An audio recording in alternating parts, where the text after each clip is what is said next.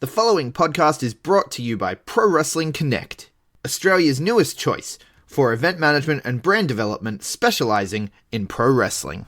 And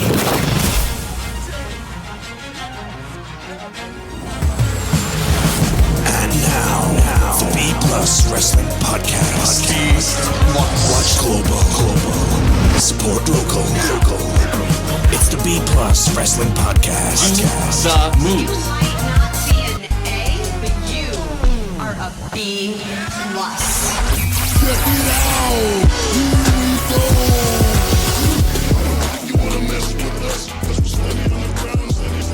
Good afternoon, ladies and gentlemen out there in the B plus land. It is me, it is I, the one they call Mr Myster1ous. WrestleChurch is in session, and welcome to All the Rest, the wrestling podcast that covers all the wrestling news in this wacky, weird world that we call professional wrestling. It's already the second half of 2019, ladies and gentlemen. I'm wondering where all the time's gone.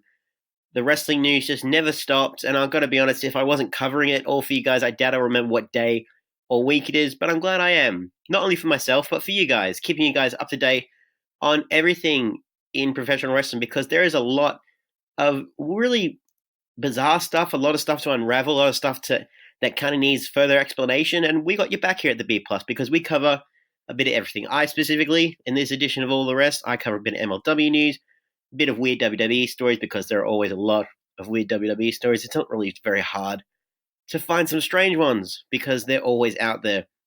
A bit of AEW news, of course, and some NWA news, and just anything else that comes off my desk, and just some hot goss that I feel like you guys should know about. Before I get started in full, remember, birthday news. Where would we be without birthday news? Divisive figure in the land of professional wrestling, turning 31 at the time of recording, Lars Sullivan, now currently out with a knee injury. He will be on the shelf for about 6 to 9 months. I may have said this last week, a couple weeks ago, but yeah, he needs to stay off the social medias, and yeah, he needs to really listen to his sensitivity training, and hopefully we can move past him with all the stuff that's come out from this past few weeks. So no matter what we think of him, at the very least, happy born day to Lars Sullivan. So without further ado, guys, let's get cracked right into it with MLW episode 64, main evented by Tom Lawler, going up against Joseph Samael in a non-title match. Very up and down episode of MLW, not gonna lie.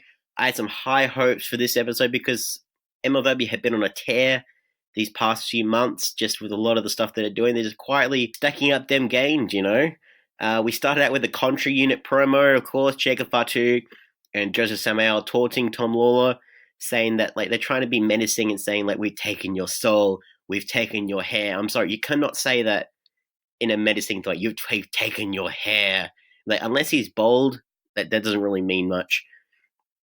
But Samael, they've got it all figured out. Samael is going to hurt Tom Lawler, and then Fatu is going to break him, and Fatu is going to be the new MLW World Champion. That is their goal in Contra Unit anyway. But yeah, Fatu is very arrogant, very confident that Lawler's time as champion is nearly over. So after that, Rich and Jim Cornette interview the Von Erichs, the newly debuted Von Erichs, after their big unsanctioned match last week, as we're teaming up with Tom Lawler to face off against all 3 members of Contra. Jim has a lot of respect for the Von Erichs, their lineage, understandably. Like, how could he not? And the Von Erichs kind of say, like, yeah, we've got nothing to gain from backstabbing Lawler. Like, eventually we might go on to face off against him for the title, but now they're firmly in his corner. And if they'll make sure they let everyone know that that's what their intention is, because they're good, honest blokes. Now, I was very excited for this episode of MLW, not because of the main event, not because of Contra, not because of all that, but because we had an Australian debut in MLW. I was very happy. Brooksy, the GLOAT, Adam Brooks, made his MLW debut in this episode, face off against Austin Aries. All the way from Dingley, I mean Melbourne, Victoria, Australia, as he was billed for, which wasn't right. But yeah, surprisingly, because Austin Aries, this was a hometown crowd. Like, Aries was the hometown hero, but both of these guys got really large pops. I'm really surprised that a lot of these guys knew who Adam Brooks was, or maybe they're just very accommodating, that they were very welcoming to Adam Brooks, which I'm very glad to see. Like, I'm sure maybe he appeared where this episode of MLW was taped at some point. But this in terms of wrestling, this match was great. But the thing that kept me from enjoying it too much, the commentary team. Jim Cornette and Rich Bikini saying every single stupid Australian, like, stereotypical, like, dingo ate my baby. The winner's going to get a Vegemite sandwich. Just like, let's put another shrimp on the barbie, you bloody bastards. Like, MLW, you should be ashamed of yourself for the constant, like, they're openly admitting they understand nothing about Australian wrestling. And they're like, there was some great nuggets in there in terms of commentary where Jim Cornette was actually explaining the history of Australian wrestling in the 70s and the 80s and the 90s. He was explaining it to the audience and like, yes, you should have focused on that. And then he just goes right back to, yeah, flaming galah, Brooksy. Like, what does ledge even mean? What is that? Some kind of Australian slang? Yes, Jim Cornette, you bloody dumb prick, it is. But that's neither here nor there. If you mute the commentary, maybe, ladies and gentlemen, that's my advice, because in terms of the quality of the wrestling, this was top notch. Great way to start out the night. Both guys have a brilliant combination of high flying and technical wrestling in their arsenal, and a lot of holds and early attempts to lock in, like back and forth. Like, I believe Austin was going for the horns for Aries, but Brooks kept like rolling out of the way. But yeah, like Brooks and Austin Aries, they did a little fist bump. They got a bit of respect happening there. Eventually, he does the fist bump at first, but then Aries ignores like the follow up for signs of respect and quickly gets the boots on to Brooks in Brooks's midsection. The middle of the match, a lot of strikes and holds, like Aries locking the horns, almost forcing Brooke to tap. At the climax, Aries went for a 450, but is met with the knees of Brooke. Brooks goes for a swanton, but is met with the knees of Aries. It's a lot of back and forth and reversals. In the end, Aries uses the ropes for momentum, hits a discus 5-arm to set up for a brainbuster. Austin Aries, I believe he was in like the first episode of MLW. He did the same thing. He did a brainbuster. That might be his finisher in there. And yeah, he picks up the victory, as he always was going to. Like, the amount of hype that they gave to Austin Aries and none to Adam Brooks, you knew what was going to happen. Like, let's be honest.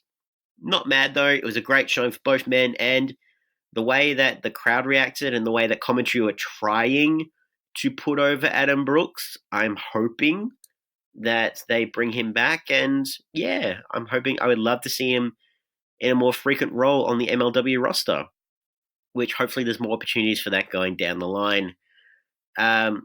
After the match, Casey Lennox comes out to go for an interview. I love this. So the crowd were chanting for Austin Aries, hometown boy, but she tries to cut off the crowd and it's like, what do you have to say, Austin? And like, he's just like, the crowd aren't finished, and he kicks her out. And I was like, thank you, Austin, thank you. And he cuts a great promo showing that he has not lost a step in the ring or on the microphone. And I kind of like this. So he was criticizing sports entertainment, and he's criticizing other promotions for their cosplay wrestling. You know who you are, he's saying like that. And he's congratulating MLW for the fact that their strict adherence to the weight restrictions. He should have added now, because they never used to before. Like, Loki was the world champion, Austin. I don't mean to burst your bubble there. Like, they're enforcing them now. Now they're trying to make it really mean something. But nevertheless, the point of him mentioning that was the saying that he was, I believe he was about 202 pounds, saying that he is a middleweight. So he is in that category. He's not a heavyweight, he's a middleweight, and he calls out the middleweight champion, Teddy Hart. Quote, ladies and gentlemen, dream match quality there. Cannot wait to see that. After the match, we're met with highlights of last week's show when Dynasty stole Teddy Hart's tag team championship. So it was his tag team belt. I wasn't sure which belt it was because, my God, like, I love the belts that MLW have. They're very intricate. They're very beautiful. Very hard to distinguish them sometimes, let's be real. This led to a segment with Dynasty and Aria Blake out in the sun enjoying in a vineyard and saying that the place Richard Holiday, that they took away a orphanage to build it. They're just being absolute dicks and just is like great for several reasons. The first of which is believable. The Dynasty is a group of sport rich kids. Of course, they would love a place like Martha's Vineyard. Hammerstone is so vain. He's only thinking about his tan. Like, they're asking about Hogan 87 or 91 Hogan tan. And it's like, my God, is that even a question, guys? Jesus.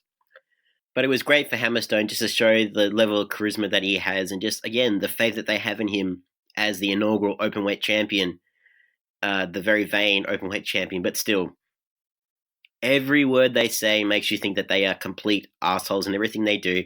And MJF is still pissing off Bret Hart, calling the Dynasty the best there is, the best there was. And before he can say the thing that will probably get him claimed for copyright, he needs to tend to Aria Blake's fingernails. Yeah.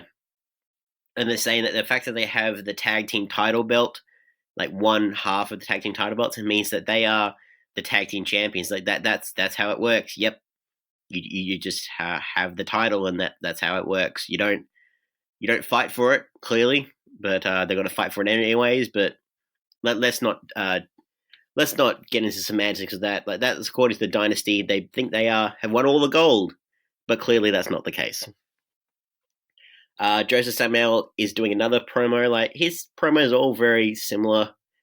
He says that he's out for blood, and next week Fatu is coming for the title. It was completely the exact same promo from the start, but a little bit more eloquent in the way he delivers it.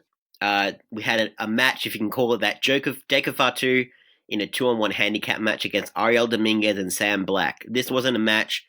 This was a massacre. You thought low-key squash, like, it served no purpose other than to fill time, like these 5-second match, you know? And I felt bad for Dominguez. Like, he finally got a win a few weeks ago, and now he's just like, it was just to show how versatile Jacob Fatu is, the Samoan werewolf. He's able to show, like, he's got a freakish combination of size and agility, picks up the win, staking the lifeless bodies of both Dominguez and Black on top of each other, hitting with his springboard moonsault, pinning them both. He looks like an absolute killer. Cannot wait to see his match with Tom Lawler down the line. Next, we get a promo from Old Mansa. He's thinking and drinking. He's outside in his natural habitat, drinking a light beer. He plans to start working through all the promociones. He plans to put down all the light beers, flipping his cap around, then busting out his knuckles on their heads. He's headhunting, and his target is Promociones Dorado. Yeah, he's picking up the mantle that Sami Callihan left behind in MLW. I'm actually really looking forward to how they can sell me an old Mansa, because he's got the promo skills. He sold me on the wrestling in the deathmatch wrestling, absolutely. But we'll see what happens with him dealing with just all the members of Promociones and, like, what they can bring to the table.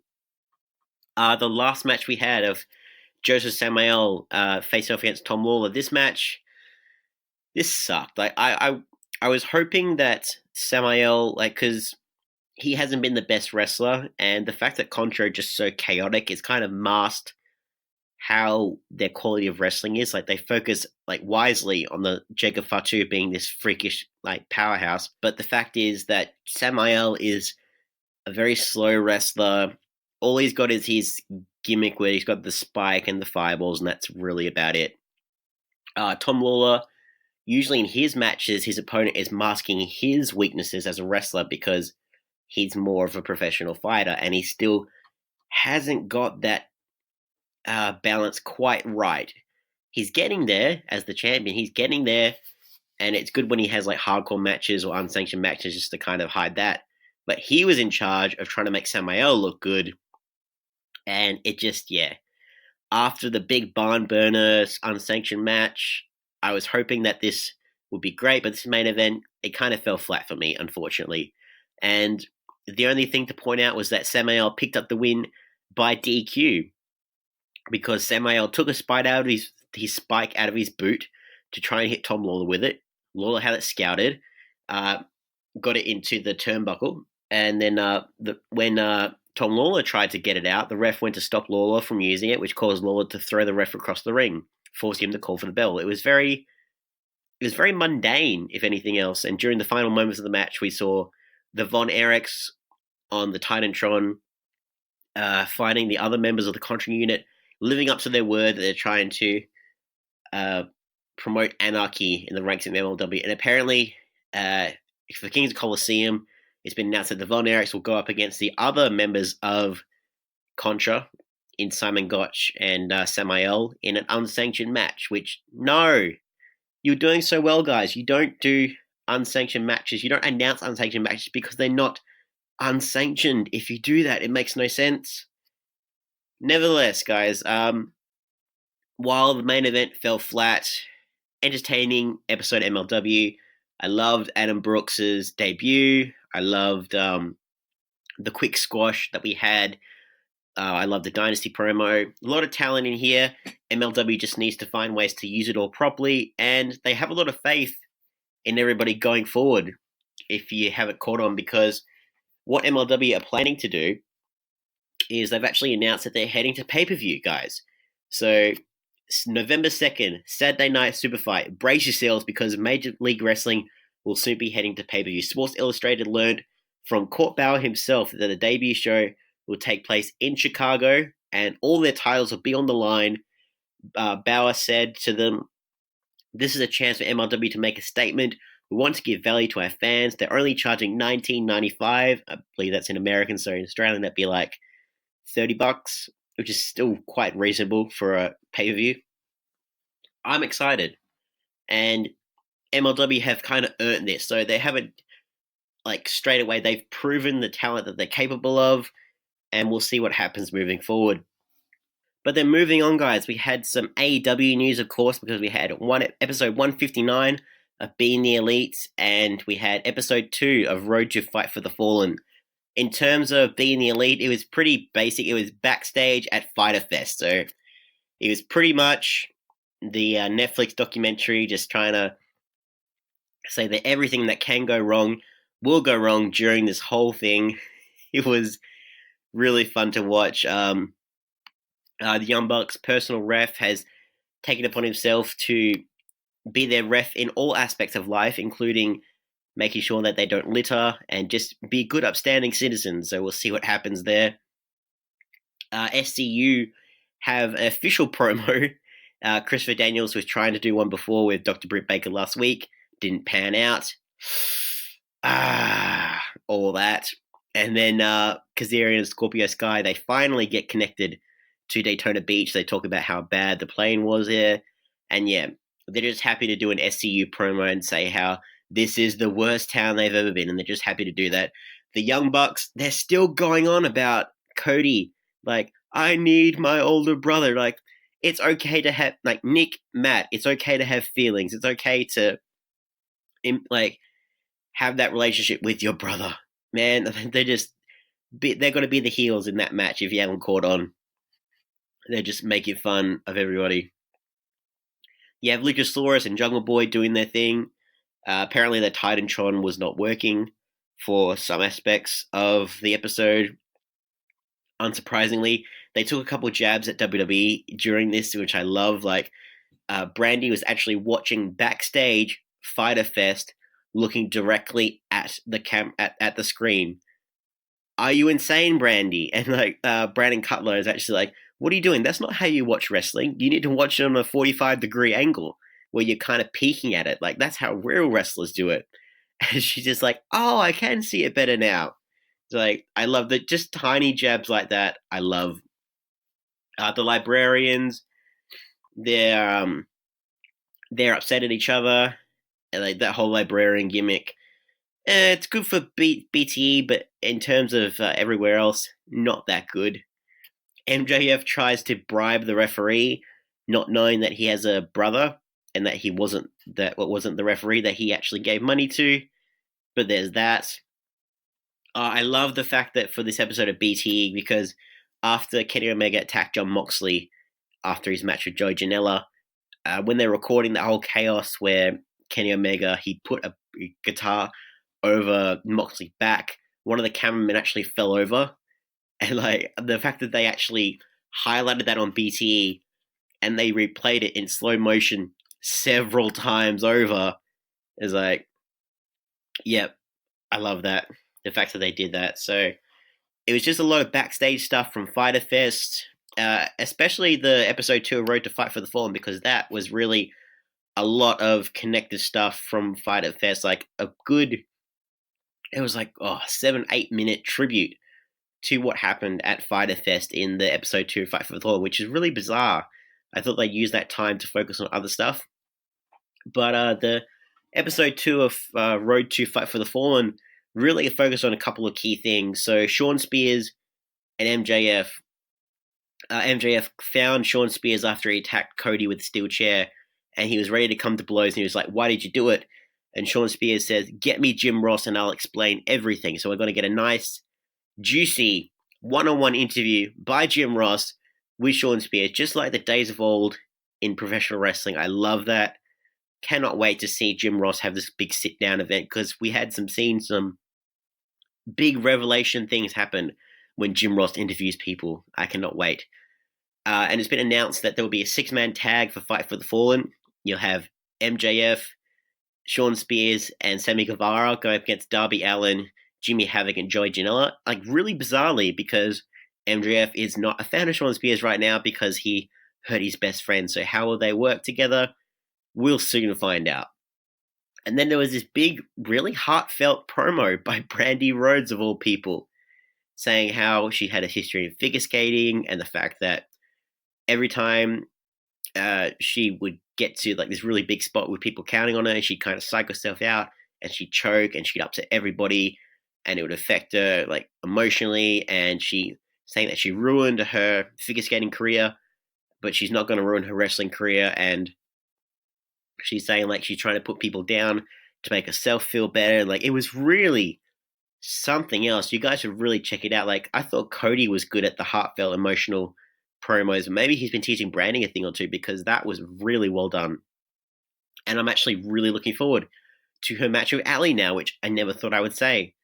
If you asked me that a couple of weeks ago, that I probably never would have said that. So those were the Being Elite news, guys, and the AEW news. Not much to tell from their camp just quite yet, although there are a couple of other stuff that we should address. NWA news is a little bit quiet this week, guys. We did get a little bit of a match with Colt Cabana while he was still the national champion, because we actually have a new national champion, the Cowboy James Storm. Big congratulations to him. We actually interviewed him for the B Plus here a couple months ago. Go check it out. Search through the archives. I highly recommend it. But yeah, this is a match that he had with Mark Briscoe for the national title. This was, I think, a week or two before he got injured and he had to pull out of Best in the World. It's just, yeah, pretty standard NWA match while they're preparing for the very next thing, which we'll see what happens outside of NWA. I'm really looking forward to what Eli Drake has in store for them all, because I was really hyped, if you couldn't tell, last week when the news broke out that he was the new assignee to the National Wrestling Alliance. But before we get into all the other wrestling news from this week, guys, let's have a listen to Greg with our sponsors. Promotional consideration paid for by the following. This month we are sponsored by Grapple, a fantastic new wrestling app available on iOS and Google Play completely for free, where you can rate all the matches that you watch in WWE, Impact Wrestling, New Japan Pro Wrestling, all across the world, and we are even getting Australian wrestling involved in the Grapple app rating system as well, starting with PWA Pro Wrestling Australia.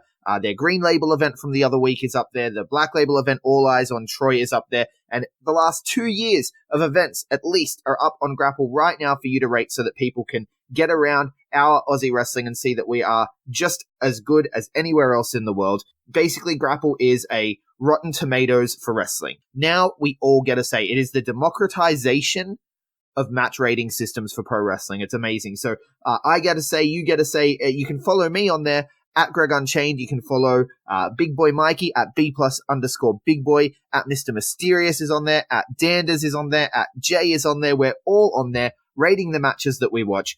So follow us, we'll follow you back. Let's build this community and get as many Australian wrestling fans onto the Grapple app as we can. You can download it right now. It has over 30,000 matches on there going back to 1985, 15 promotions around the world. There's so much to do on the Grapple app. It's a great little community, so get around it. It's Grapple, GRAPPL.co, and it's for free on App Store and Google Play. Get around it. Hey everyone, just want to take a second to tell you about one of our new sponsors, OUTBREAK NUTRITION. OUTBREAK NUTRITION are creating supplements for survival, sharper minds, quicker reflexes, all the energy you need to take your performance to the next level, whether that be on the field, in the gym, on the gaming field. That's right, they have specifically designed gaming supplements as well to help you focus on those late night sessions. They even sell coffee, you guys, at OUTBREAK NUTRITION. You can get coffee pods, you can get coffee beans, you can get supplements for the bedroom as well if you want to enhance your performance there. These are performance enhancing supplements for every aspect of your life, specifically designed by gamers, for gamers, to stay fit and healthy in the gym, to stay sharp and focused on the game, and to dominate in all areas of life. So check out OUTBREAKNutrition.com, and for being a listener of our podcast, they will give you 10% off your order when you enter the code B+. That is BPLUS at checkout. So make sure, if you want to stay on top of your game, if you want to take your performance to the next level, OUTBREAKNutrition.com, enter the code B+ at checkout. Hey guys, just a reminder, if you want to hear all of these wonderful B+ podcast episodes completely ad-free, make sure you head over to Patreon or Podbean, where we are the featured podcast this week. You can subscribe for as little as $1 a month up to $10 a month, where anything you want to help us with, it really helps out. It's going to help us grow the site. It's going to help us redesign some things, and everything that we get through this and through the advertising as well is all going straight back into the podcast so that we can get Aussie Graps out there for the rest of the world to hear about, for the rest of the world to see, so we can grow this mission of watch global, support local, and build indie wrestling. So if you want to be a part of that and get some really cool rewards like call-in shows, bonus episodes, ad-free like I mentioned, then head over to patreon.com/theb+ and subscribe today. And we're back, guys. Second half of All the Rest will cover all the signings, who's injured, who's not, who wants to leave, who wants to stay, who wants to be a part of something new, something exciting, something fresh. And what are the weird news stories coming out of this week? All of these questions and more will be answered for you guys, starting with all the big signings throughout the week. So one of the things that came out of being the Elite was that Private Party, they were offered full-time AEW contracts, and surprisingly enough, for the Young Bucks' final indie appearance, House of Glory High Intensity 8, I believe it is, they will have their match against Private Party. So that will be their final independent wrestling show before they do AEW full-time. We'll see what happens there. Like, maybe because the new House of Glory tag champions, the Lucha Brothers, maybe they might get involved. It could be an interesting triple threat for the tag titles, or just an excuse to watch all three AEW tag teams prove who is truly the best in the world at what they do, because they are devoted to tag team wrestling. It's one of the things that we definitely love about their antics. Another signing, Austin Gunn, son of WWE Hall of Famer, D-Generation X member Billy Gunn, is not going to AEW. Surprisingly, he has decided to sign a deal with Ring of Honor. He'll be there for the next 5 years, which sounds like a very bizarre decision, but actually, when you think about it, because one of his trainers, Bully Ray, is currently a part of Ring of Honor. He's early 20s still. He hasn't quite made his mark yet in the world of pro wrestling. He's got a long career ahead of him, and it's good for him to separate himself from the success of his father.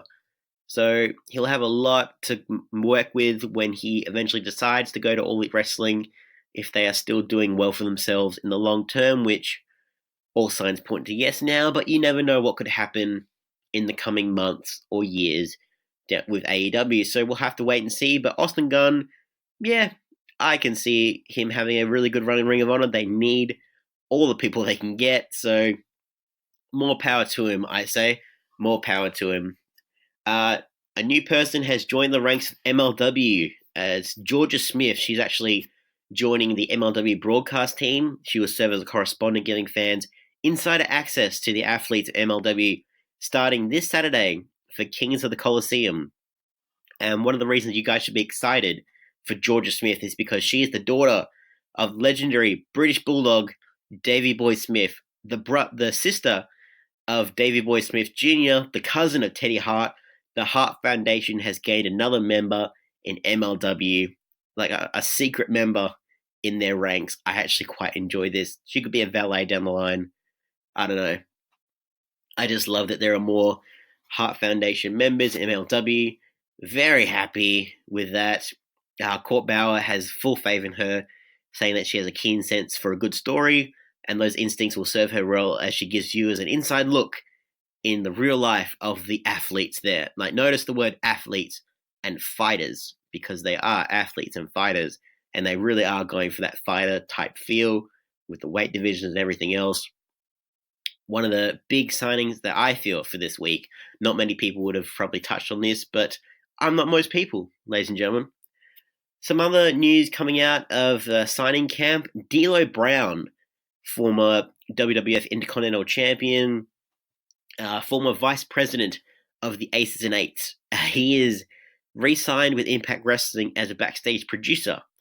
So he's had a bit of a history with Impact Wrestling, with TNA. He was a former tag team champion there. As I mentioned, he was part of Aces and Eights. He used to be in charge of talent relations, like being in charge of helping craft, like helping guide the next generation of best and brightest in Impact Wrestling. So he has some history backstage, and that's going to serve him well.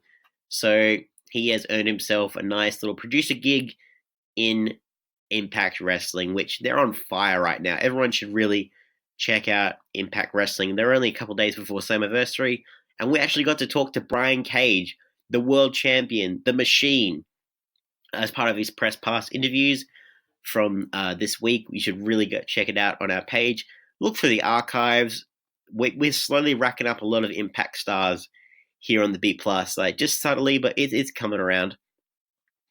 And people who have not signed anything but are expected to. So this isn't official yet, but it's apparently that they've agreed to terms with their contracts. So in WWE land, the Good Brothers, Luke Gallows and Carl Anderson, are expected to re-sign with the company. They've been trying for ages to lock down all of their stars, including the Good Brothers, worried that they will branch out and either go back to New Japan, or they would jump ship to All Elite Wrestling. Of all the teams, that they would probably be one of the most marketable, because Bullet Club, that's why. But the fact that Paul Heyman has kind of Paul Heyman is now the executive director of Raw, and he's actually helped give them a storyline on TV. They're kind of expected to stay. Like, you mean they came to a deal where they actually gave the Good Brothers screen time and they're actually satisfied with their WWE relationship? Shock and horror, ladies and gentlemen. If that's all it took, like, maybe they should do that with the other stars who aren't on TV, like their Intercontinental Champion Finn Balor, who we have not seen in a few weeks, or Shinsuke Nakamura, or like, Jesus, like that. I could go on a big tangent with that, but it's very good. Like, if they do expect to re-sign, like, it's a nice little reward for them. They're actually in a storyline. They're reunited with AJ Styles. Maybe they could get Finn Balor in there to make the club really the club. They haven't done that yet. But even if they don't, this is a nice story for them to go out on. Like, it's the same with the Revival, because they haven't re-signed at the moment with anybody, and they're expected to go to AEW once they're finished. So yeah, we'll see what happens with that. Like, both, got to keep these guys happy, guys, because PR is a very valuable thing that WWE often forget, but they are making very sure that they don't mess things up with these specific tag teams. In terms of injuries, guys, there's no one on the injury list, like no new people, which is a rarity and a very welcome one. But I do have an update on someone who has been on the bench for quite a while, and that is the Celtic Warrior Sheamus. So he had a concussion back in April, and he's been out of action for quite some time.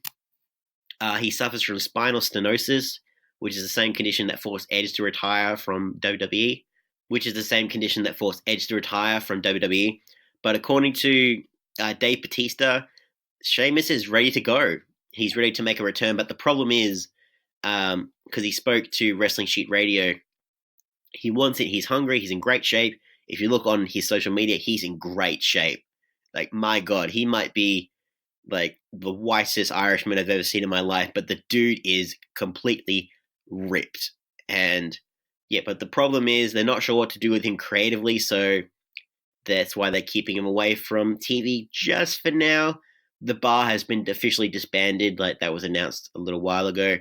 So he's not going to be rejoining Cesaro anytime soon, or if they do, they're going to have to really try and make sense of it again. But yeah, at the very least, so Sheamus is just waiting with anticipation about potentially coming back to WWE. They just need to find the right story for him to latch onto, or to think of something new. Shock and horror, think of something new to actually bring him back in. The former world champion, former tag team champion. Yeah, they need all the help they can get over in WWE land. And no one announced to be leaving their contracts, which, shock and horror, this is a rarity. I don't think I've ever had all the rest where no one is like about to leave or has left or teasing that they're leaving. Like, it's marking on the calendars, ladies and gentlemen. This is a very rare episode of All the Rest here, because everyone sometimes wants to escape their contracts and they're very unsure about what they want to do. And speaking of people who might be unsure with their contracts, seamless transition, guys, seamless transition. Jon Moxley, there's been a report come out from Raja.com, so it's only the one source that has come out with this, so take this with a grain of salt, but the way that this article has been explained, it kind of makes sense. So, not long after Double or Nothing, AEW announced that Jon Moxley has signed a 3-year deal with the company.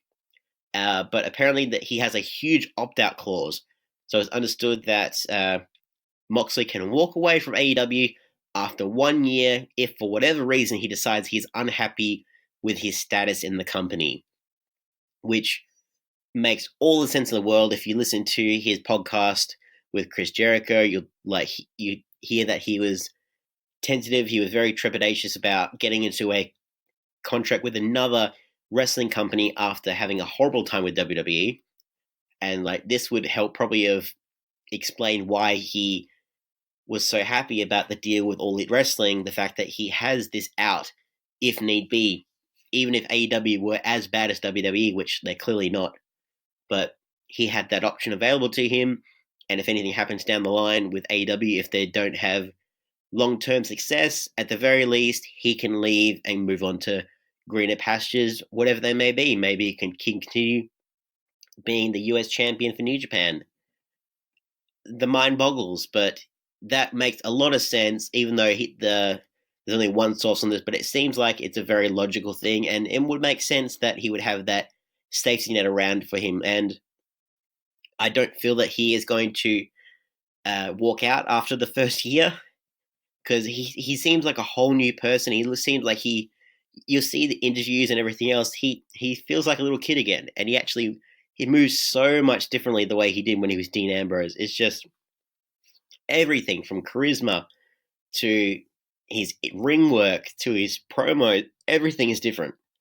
And I'm just very happy for Jon Moxley, and hopefully he does not choose to enact that opt-out clause if that is indeed the way his contract works. We do have some AEW buy-in results from Double or Nothing and from Fyter Fest. So in terms of attendance at the venue, they had 4,200 paid fans, but about 5,000 in total in the building, because it wasn't a big show. It wasn't expected to be a big show, but the main thing was the international viewers. So the Wrestling Observer updated fans that there was 108,000 pay-per-view buys of Double or Nothing, with 38,000 through TV carriers in the US. That is gigantic. That is amazing. As for Fighter Fest, there were 350,000 unique logins that watched the show through BR Live. There's no word on international viewers at this time, although the figures show that, and this doesn't include people who recorded it or like multiple people watching it. But yeah, this is a big win for AEW and for the Turner Network. Like WWE struggling to get that much people in attendance for their shows. AEW just crushing it. And it's just, yeah. What can you say about the fact that they seem to be doing all the right moves? But there's a lot of things will be different with AEW, but some things will kind of stay the same. One of the things that will stay the same, ladies and gentlemen, in the post-show conference after Fyter Fest, Tony Khan actually was asked about the topic of intergender wrestling. So this is always in the cards with a lot of promotions. You have Tessa Blanchard is going to be facing Sami Callihan at Slammiversary. So Impact Wrestling are getting into the realm of intergender wrestling now. They have done before, but they're really getting into it at the moment. And of all the big promotions, like WWE used to do it. They don't really do it. They're not going to do it anymore because it's sponsors and everything else. But over in the indies, it's a very common thing. You especially have guys like Joey Ryan who are very big advocates for intergender wrestling, where I believe Joey Ryan put up a quote saying the fact that if your stance on intergender wrestling is that it promotes domestic violence, it seems like you're denying the existence of same-sex domestic partnerships. Wrestling should be all-inclusive and for everybody, and if that's your stance, then all wrestling promotes domestic violence. So he is very firmly pro-intergender wrestling, as he should be. But one person who isn't is Tony Khan. So for him, he actually said that you probably won't see that. It's just he thinks it looks like domestic abuse. The one thing he didn't like about All In was Jordan Grace getting hit in the face. That was the one thing he didn't like about All In. And he's not against, and he's really against domestic abuse. So it's a very complex question. Like, again, you like what you like in professional wrestling, and it just happens to be that the person who is running the show for AEW does not like intergender wrestling. So he's saying like, yeah, they're going to focus on the men's division, singles and tag, and the women's division, singles and tag, and that's where his focus is. Could there be a mixed division somewhere later? He doesn't think that. He's not thinking that far ahead. He doesn't really think that there should be, and it's again something that they're not going to focus on when he was being interviewed. So fair enough. I respectfully disagree, but I can see that where he's coming from. There are a couple reasons why people don't approve of intergender wrestling, but it's the way you do it, and the fact that wrestling is a consensual, professional wrestling is a consensual agreement between two people. There's not really much there in terms of domestic violence. It's consensual, right? That's what people like. A lot of people don't understand, even though they consider wrestling to be the F word, which I'm not going to say. So some people just find it hard to draw that line or to realize the hypocrisy of it all. But yeah, I'm going off in a tangent. But essentially, it's unfortunate that Tony Khan feels this way, but you can see where he's coming from. So nevertheless, Tony Khan, I still appreciate you and your work with AEW. Looking forward to everything else moving forward. We've had some WWE stories coming out, guys. We had Drew McIntyre. He actually got interviewed about his thoughts on wrestlers using social media. So he likes social media, but at the same time, he doesn't like it, especially if you're a heel. So he actually said a lot of it is what we have lost and what has changed. As much as there is good in social media, it's not making people seem as larger than life. Fans are saying these positive things about people they don't necessarily care about to get a like or a retweet. And the fact that performers respond to these things is not becoming of a WWE superstar, which fair enough. Like, if you are meant to be this repugnant bastard heel, and on social media the facade is completely broken, kayfabe is dead, ladies and gentlemen, but you need to at least still try in certain areas.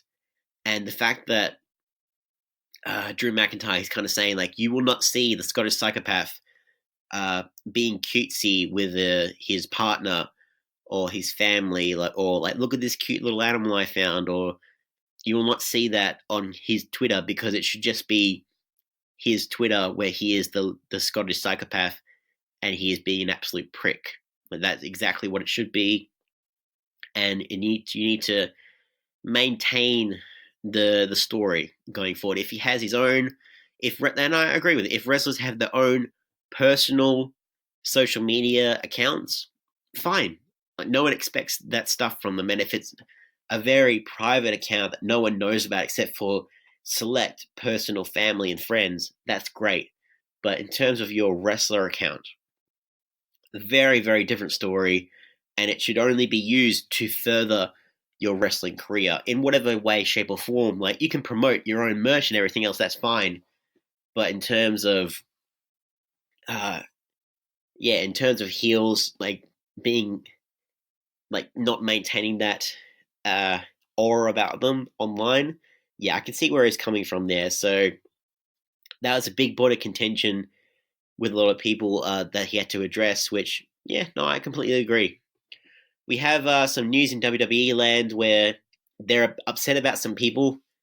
Like, shock and horror, WWE upset about some people, but in this case, they're upset with Volta and David Starr. So Greg Unchained and myself have been talking about this on and off for the past few weeks, where David Starr stomped on the NXT UK title, and the implications that could have, and like the reactions that stars have had, like Pete Dunne and everything else. But news has come to light where apparently David Starr and Walter, they actually agreed to it themselves. So it wasn't OTT, it wasn't them that came up with the idea to do it.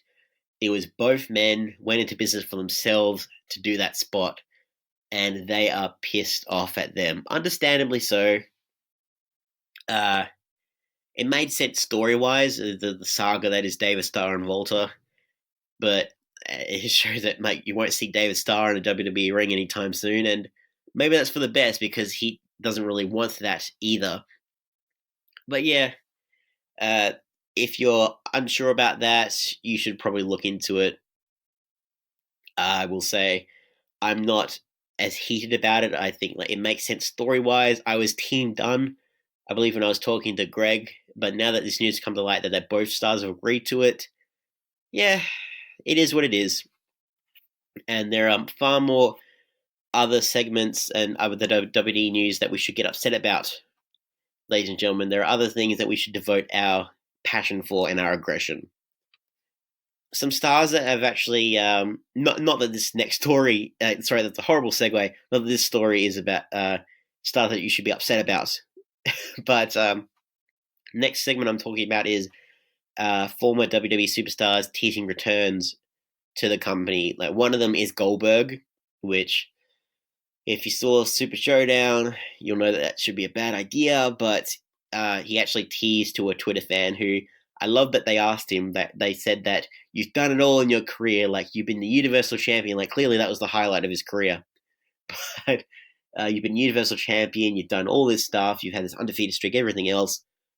Like, do you need one more match? And he's saying, like, I do need one more match, only to wash the bad taste in my mouth from last time. So we don't know when, we don't know where, but Goldberg wants to redo his final match in WWE. Whether it's at another Saudi show, which, God, I hope not.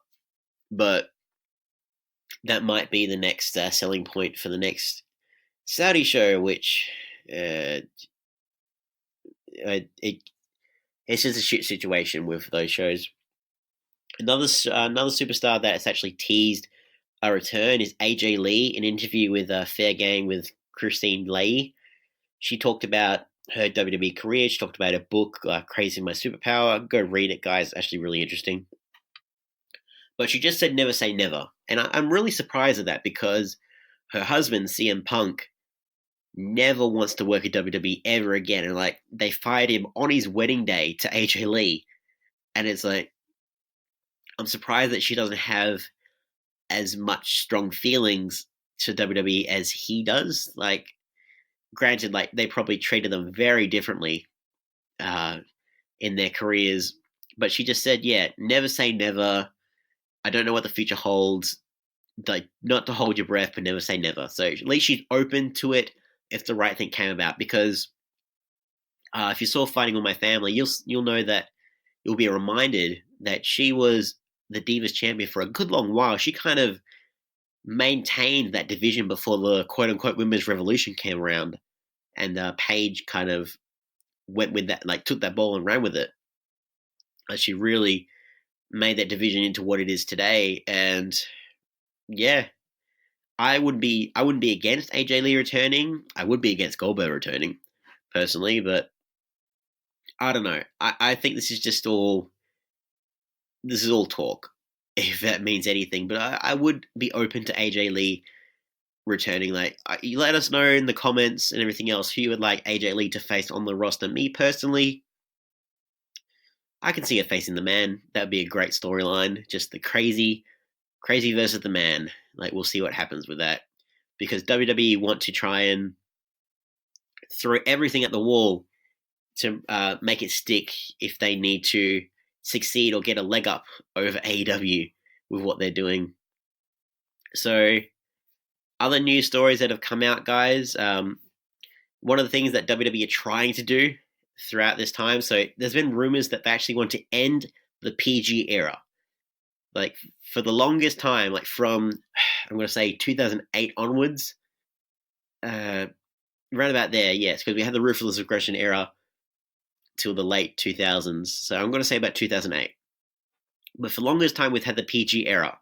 And for those fans who have been clamoring for more edgier content, it looks like WWE are trying to find a way to move away from the PG era to attract the teenage demographic. So that is the key point with them at the moment, where they're trying to gain back a lot of the younger viewers that they've lost over the years. Because the thing is, wrestling is very cyclical in its fan base and in its community, because you start very young. Like, you're a wrestling fan when you're very young, and then it kind of cultivates from there. But a lot of people kind of drop off after a while, and when they find that there's some things that are not for them, like people quote unquote grow up, which I don't think is the correct term, but they lose their love for wrestling after a while, unless they get convinced to stay, which some people do, and some people just, like, once they get caught with the wrestling bug, it never really goes away, ladies and gentlemen. It never really goes away. But this is one of the things that they might be leaning more towards in the future, because we didn't have a view from WWE this week, but if you were seeing from these latest episodes of Raw and SmackDown, you had Braun Strowman and Bobby Lashley in their Falls Count Anywhere match on Raw. They went through the LED stage, and of course, the Corey Graves on the microphone, like, holy shish kebabs, saying everything like that. And on the SmackDown the day after, the fact that Kofi Kingston gave Samoa Joe the bird on SmackDown, they didn't even blur it. He casually put up the middle finger to Samoa Joe. I love his reaction. Like, this guy who's probably had far worse threats or insults and everything else, but a person putting their middle finger up at him, the nerve, the absolute nerve, Kofi Kingston. You should be ashamed of yourself. But yeah, even a lot of talk online about this, like from Impact stars, surprisingly enough, like former Impact star Velvet Sky and current Impact star TJP. They were talking about, is this the right move? They're actually openly debating with people online. I agree that they need to maintain their fan base, but I don't know if taking away the PG era is going to do it. Like, just the way that they've been going at things, like, they just, as long as it makes sense story-wise, creative-wise, like, obviously I would love to see it happen with a lot of their things. Like, just like, it means that they could have, a lot of things would be a bit more unpredictable. Like, the fact that they can move away from certain aspects would do wonders for them. It would mean that there is some, like, randomness and creativity there. There's room to breathe with their storylines, which have gotten stale over the past few years. Like, let's be real. I can see it how, like, I don't think that they are. Like maybe they might be testing the waters, but like they've come to this point where they're this big corporation that have sponsors, and they might be testing like, okay, let's see how far we can go before someone makes a fuss, and then we know the line, and then we can like won't go over that line moving forward. Which I don't know. We'll see what happens there. WWE moved from the PG era. It might be better late than ever, folks. It might be better late than ever, just the way they've been going throughout this entire time. And the other things that they're trying to do to bring viewers back and to get ratings up and get the fan attendance up and to combat all the wrestling, they're trying to do so many things at once. So they brought in Eric Bischoff and Paul Heyman last week. That was the big news story coming out of last week. But the SmackDown deal with Fox is on the horizon soon, I believe in October. And in their effort to make their Fox's SmackDown seem like the big leagues, quote unquote, when they debut, they tested some new cameras as well as inviting hosts of celebrity guests to be in attendance. So some of the names mentioned so far that WWE want to appear include Brock Lesnar, Ric Flair, and Dwayne "The Rock" Johnson. Like we haven't seen The Rock for quite a while in WWE, and like it's a guaranteed ratings boost. Like the fact that he is comfortably the biggest like classic star of old they could pull off for the event, and the way that his movie career is going, like he's only going to get bigger and better.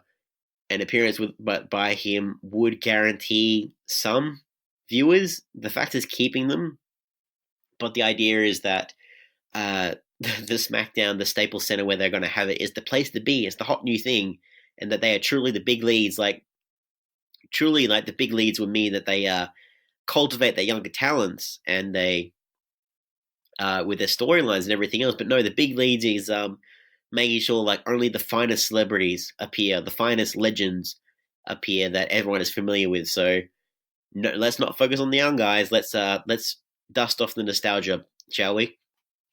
And Fox have actually dished out some interesting suggestions to WWE, which I could see maybe happening, like which I'm horrified at, but you never know with WWE. So one of the names that they actually mentioned, so not only do WWE want guys like The Rock and Lesnar and Flair and all that, Fox have actually chimed in with some suggestions, and they actually want to bring in someone who is a big deal, like the President of the United States, Donald Trump.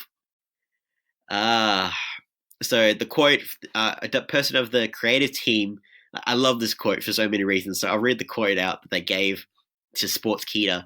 Fox have asked for Trump, so I'm trying to write something short and easy for him that makes him look good. Vince doesn't like us to say anything bad about Trump, so I'm just doing the best I can. Oh, it's great. Like, Vince McMahon and Donald Trump have been friends for a long time. Divisively so. The fact of that relationship. Like, Linda McMahon's in his cabinet, which we talked about last week with those documents that got leaked. But yeah, the fact that they have that relationship, Trump is in the WWE Hall of Fame. I shit you not, folks. For those of you who don't know your history with Donald Trump, like he was a part of one of the early WrestleManias. Like I think he helped fund one of them at some point. He was part of that storyline, like shaving the billionaire's head match where Bobby Lashley represented Donald Trump and Umaga represented Vince McMahon. Like it was the late 2000s. It was a weird time, folks. It was just a weird time. I could see them, like, depending on how strict this Fox deal is and how vehemently they request this, like, it could happen. Like, Vince, like, the question shouldn't be if Vince is crazy enough to do it, because he is clearly crazy enough to try anything in terms of professional wrestling. Like, they're trying to thwart AEW at all stops. Like, they're doing Evolve at the same time as Fight for the Fallen. They've got NXT UK take over Cardiff at the same night as All Out. Like, there's rumors that they're not done trying to, like, double book around All Elite Wrestling. like the question shouldn't be that like what lengths will they go to. It's just that if they can pull it off, like if they can actually convince the president of the United States to take time out of his schedule when he should be, I don't know, looking after a country to actually watch a wrestling show. But yeah, we're not going to get into politics or anything else. Like the fact is, like there is history there. It could happen. There's friends. It would be a ratings boost. It would definitely be a ratings boost. But at what cost, ladies and gentlemen? At what cost? A couple of other stories, guys, before I finish. We do have a new faction in town. It's not on Raw, SmackDown, 205, NXT, or NXT UK. You're thinking, like, well, if there's not a faction on any of those, like, where could it be on? Main Event. You know that fledgling WWE pre-taped segments for the lowest of lower card on WWE that they don't even show anymore? Well, a group has actually formed in Main Event, only on Main Event so far, but maybe they'll bleed into the main roster shows going forward. EC3, Robert Roode, and Cesaro have formed the Main Event Muscle Men. I love this so much. It's like a weird, because you have EC3 and Robert Roode, former Impact World Champions. They were around during the time of the Main Event Mafia. And as horrible as the implication of that is, like these guys, let's not forget, like all three of these guys, they might be jacked, but they're in their early 40s. Like I think EC3 is like late 30s. He's getting up there. But like WWE trying to invoke the name, the prestige of the Main Event Mafia in Main Event, and maybe it's just some harmless fun for EC3's while he's down in Main Event, because clearly he needs a little bit of humor being in there. Oh dear, it's just like you never know what to expect from WWE camp, like where the ideas will flow. It just, yeah, you don't know what's going to happen. And before I finish, guys, the weirdest news story is the fact that Maria Kanellis is expecting her second child. Her and Mike are having their second baby. Now, that shouldn't be big, weird news, ladies and gentlemen, but what's weird about this and what's crazy about this is the things leading up to this. So if you watch the latest Raw, you'll know that Mike Kanellis got emasculated and buried on Raw by his wife, because in the storyline, they were in a tag match against Becky Lynch and Seth Rollins. Becky goes to punch Maria, and she goes on the mic and says, "I'm pregnant." And she says that Mike is definitely not the father, because he's not man enough to give her a child, even though they've already had a child, but not man enough to do it. The only man in that ring was Becky Lynch, which is a bit of a knock on Seth Rollins, and saying, like, maybe next time I'll ask Becky to get me pregnant. Maybe I'll ask Becky to help me get me pregnant, because clearly, like, that's how pregnancies work. Like, you get the power of the man with immaculate conception. Like, the man's abilities know no bounds, ladies and gentlemen. But what's interesting here, so, like, this whole storyline, if you didn't know, if like the LED thing and this weird baby storyline and the Street Profits coming out in the latest Raw, that was all Paul Heyman. Like, Paul Heyman, although he hasn't officially gotten into his role as executive director, his fingerprints were all over this last episode of Raw, which I felt was an improvement, but you guys might disagree. The thing is, so these guys have re-signed with WWE, but they didn't tell them that Maria was pregnant. So they had this angle, like Paul Heyman had this idea for Mike and Maria, right, to be pregnant, but they already were. So in essence, ladies and gentlemen, WWE have bought a baby. Like, they have actually bought a baby. Like, and even if like they weren't pregnant, the fact that they were kind of like hinting at, like, they were trying to forcibly make the Kanellises have another child. It baffles the mind, the fact that it's happened like this. So the Kanellises, like, they knew that they were having another child on the way. They re-signed, and there was going to be a nice little haha, like, jokes on you guys. We resigned. We got more money, but Maria's needs to go on maternity leave soon. And it's like, okay, well, we actually do have this pregnancy storyline for you guys. And just like, the timing of it all, no pressure on the Kanellises to have another kid, but they actually do have a kid. And God, I hope this kid doesn't go into wrestling, because the implication, if they ever went to WWE, they want to kind of sweep that on the rug. The fact that they claim that that child's father was not man enough to, like, birth them, like, that wasn't, like, man enough to bring them into existence.